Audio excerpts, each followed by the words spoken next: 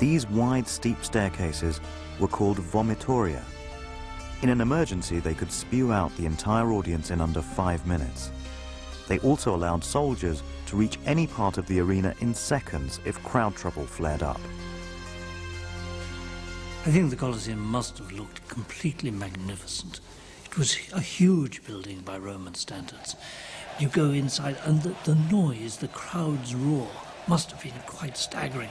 For Romans, this was the only place in which you could see so many people gathered together. It must have been a fantastic experience, one which was obligatory for people to go to as often as they could. 6 entrances were reserved for the Roman elite.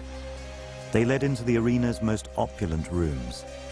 The floors were polished travertine, the walls faced with the best Carrara marble, every arch decorated with painted stucco, while perfume was sprayed throughout to sweeten the stench of death. But even in the public areas, the decorations were ornate, with bronze statues of heroes and gods lining the walkways.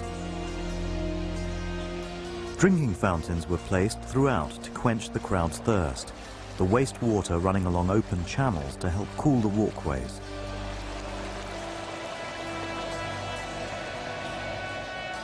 The seating was arranged in a rigid hierarchy. The closer to the killing you were, the higher your status. The worst seats in the house were reserved for women. Next came slaves, the poor, and freedmen.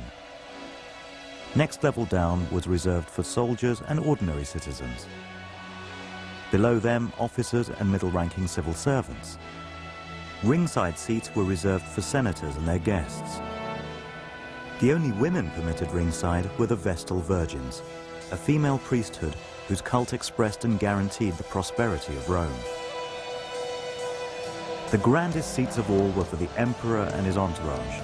Front row and center stage, they were quite simply the best seats in the house.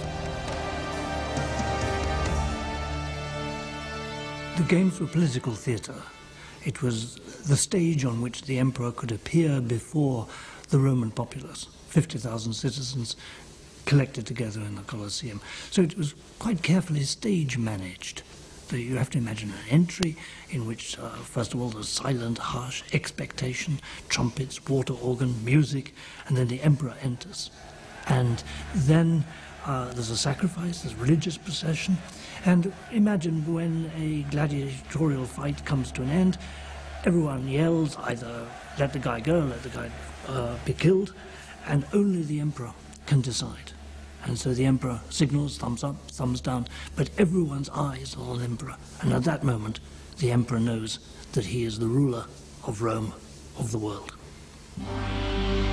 As ruler of the Roman world, Titus was expected to deliver spectacles of a scale and imagination never seen before.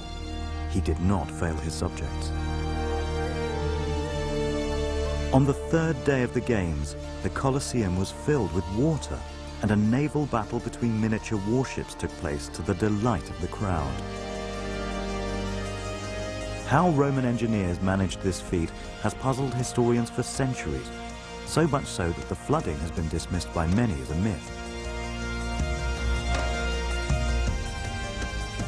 But the latest archaeological excavations proved that it was possible to stage naval battles inside the arena.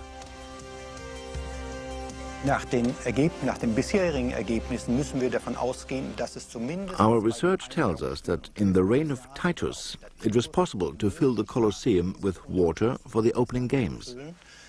The water probably came from the nearby Aqua Claudia viaduct. That aqueduct was large, and it would have been possible to fill the arena with water in a short time. From what is known today, we can tell that the water level couldn't have been very high, probably between 80 centimeters to 1 meter. Otherwise, all the other service rooms would have been flooded. Like gladiatorial fights, naval battles were fought to the death. As an added treat for the audience, crocodiles were released into the flooded arena. But the spectacle of naval battles was short-lived. Within a year of opening the Colosseum, Titus was dead. He was succeeded by his brother, Domitian, under whose patronage the Colosseum would finally be completed. Like his brother and father before him, Domitian was determined to leave his own mark on the culture of the games. To do so, he would transform the Colosseum in the pursuit of ever more elaborate entertainments.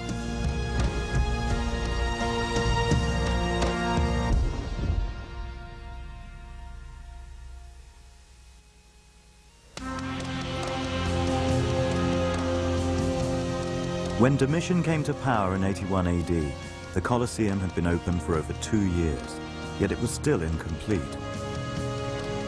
Domitian ordered his engineers to dig deep into the substructures of the arena.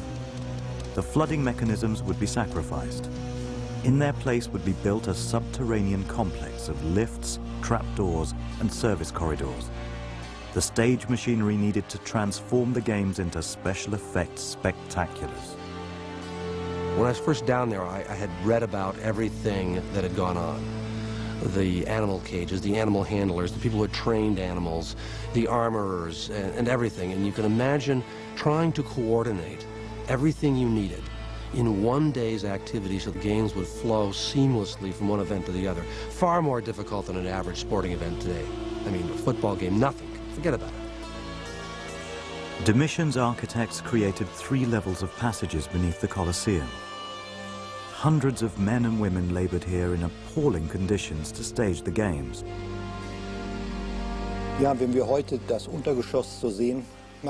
When we look at the substructure today, we can barely imagine how it might have looked here at the time of the games. First of all, we have to assume that there had been a lot of mechanical installations and that all the corridors were crammed with machinery.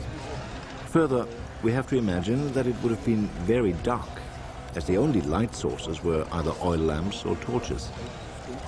On top of that, you had the noise of the lifts, the roaring of the animals, and of course the shouting from the arena itself.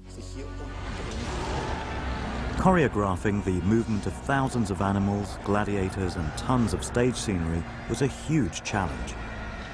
With the emperor's reputation at stake, only a perfect performance was acceptable. The price of failure was terrifyingly high. In one instance, the backstage work was carried out so awkwardly during one of the maneuvers that the emperor convicted them to appear in the arena afterwards themselves, where they were ripped apart by wild animals. At the heart of the Colosseum's special effects were 32 elevators that lifted wild beasts, scenery, and gladiators into the center of the arena.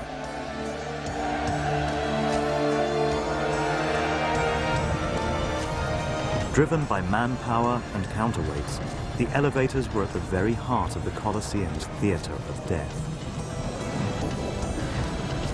256 men were needed to operate the lifting mechanisms.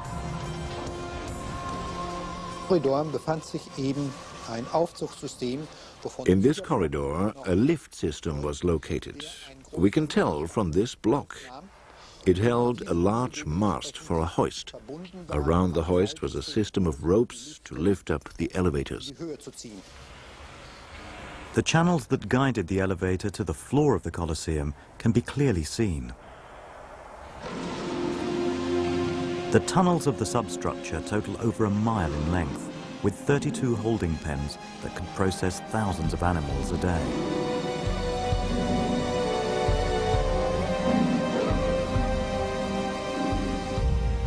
The animals destined for slaughter were driven down tunnels too narrow for them to turn around in. With no escape, they were forced into the open cages. As the door crashed behind them, the animal was hoisted up.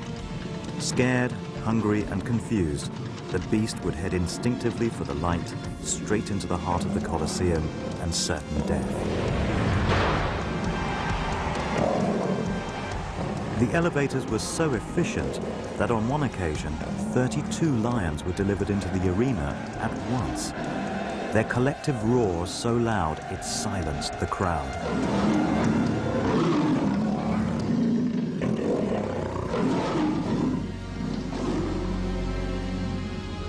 The games had never been more elaborate, But still Domitian was not satisfied.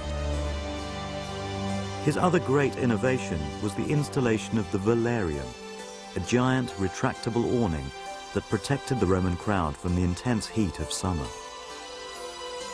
The velarium is an engineering masterpiece in its own right. The canopy was suspended over a complex network of rigging, which in turn was anchored by 240 masts that encircle the uppermost tier of the